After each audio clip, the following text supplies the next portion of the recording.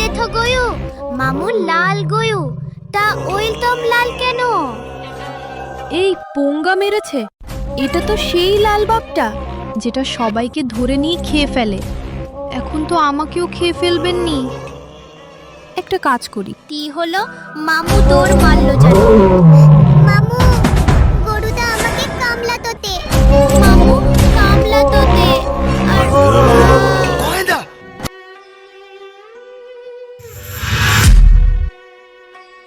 এখন কি করব? এবার আমি কি জবাব দেব ওর মার কাছে? আচ্ছা, তাহলে বলতানি একা একা বাঘের কাছে গিয়েছিল আর আমি গাছে ছিলাম।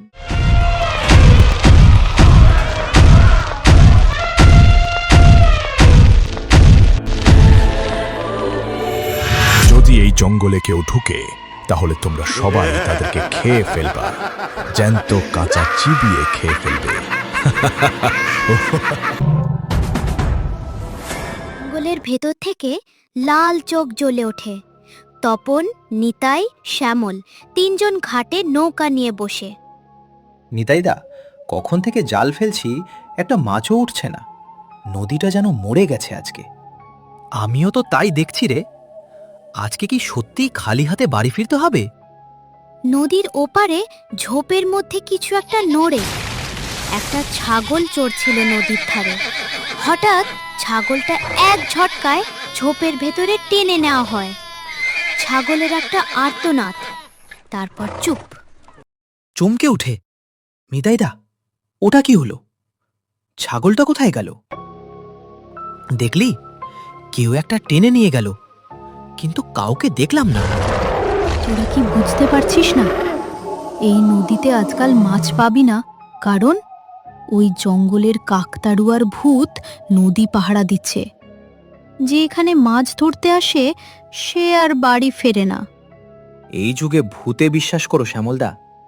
3 মাস আগে রহিম মিয়া এসেছিল মাছ ধরতে। নৌকা পাওয়া গেছে, রহিম মিয়াকে পাওয়া যায় না।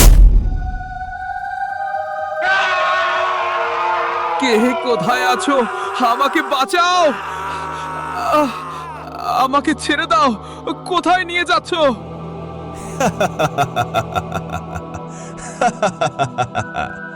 এই জঙ্গলে যে ঢুকবে রেহাই পাবে না। শুধু নৌকায় পড়েছিল একটা খড়ের পুতুল, আর আর পুতুলটার মুখে লেগেছিল রক্ত। তিনজনই চুপ হয়ে যায়। নদীর জলে বুদবুদ ওঠে। জল থেকে একটা হাত বের হয়, খড়ের তৈরি, লম্বা, তারপর আবার ডুবে যায়। শ্যামলদা, পানি! পানিতে কিছু একটা ছিল। নৌকা ঘাটে লাগাও, তাড়াতাড়ি! নিতাই, নৌকাটা তো অনেক ভারী ভারী লাগছে। কি হচ্ছে এটা? নৌকার চলছে না কেন? এমন মনে হচ্ছে নৌকাগুলো পিছন থেকে টেনে ধরছে। আরে এটা কেমন সাউন্ড? এমন মনে হচ্ছে মাথার উপর দিয়ে কি একটা যেন যাচ্ছে।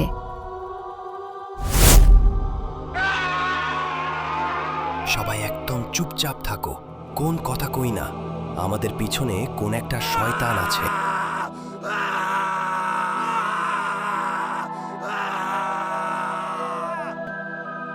তিনজন ঘাটে নামে। হঠাৎ জঙ্গলের ধার থেকে অদ্ভুত খিকখিক হাসি। কাকতাড়ুয়ার ভূতের 3টি পোষা প্রাণী আছে। প্রথম হলো সাদা হায়না। সাধারণ হায়নার মতো নয় এটা। এর চোখ নীল, দাঁত লোহার মতো শক্ত, আর এর হাসি একবার শুনলে ঘুম আর আসে না।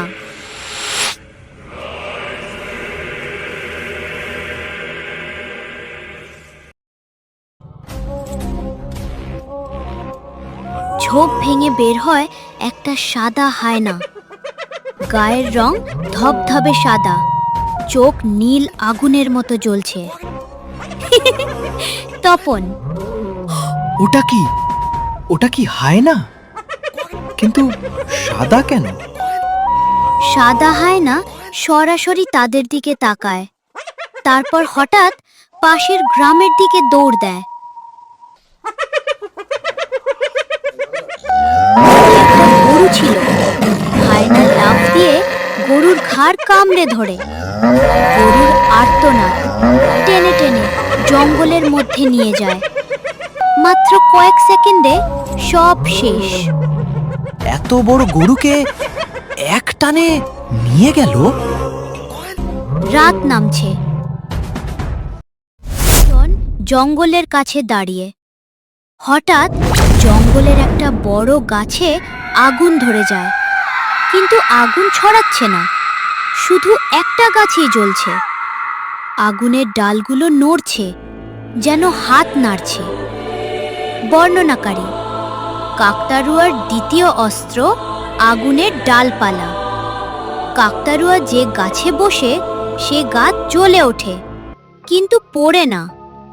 ওই আগুন দেখলে বুঝতে হবে কাকতাড়ুয়া কাছে আছে, অনেক কাছে। শ্যামল: ওই গাছে আগুন জ্বলছে, কিন্তু পুড়ছে না কেন? তোরা কি দেখছিস? আগুনের ডালের মধ্যে থেকে দুটো লাল চোখ তাকায়। কাকতাড়ুয়ার ভূত গাছে বসে আছে, হাতে ধরা একটা মানুষের মাথার খুলি। খুলির চোখে নীল আগুন জ্বলছে। কাঁপতে কাঁপতে ওই গাছে কে বসে আছে?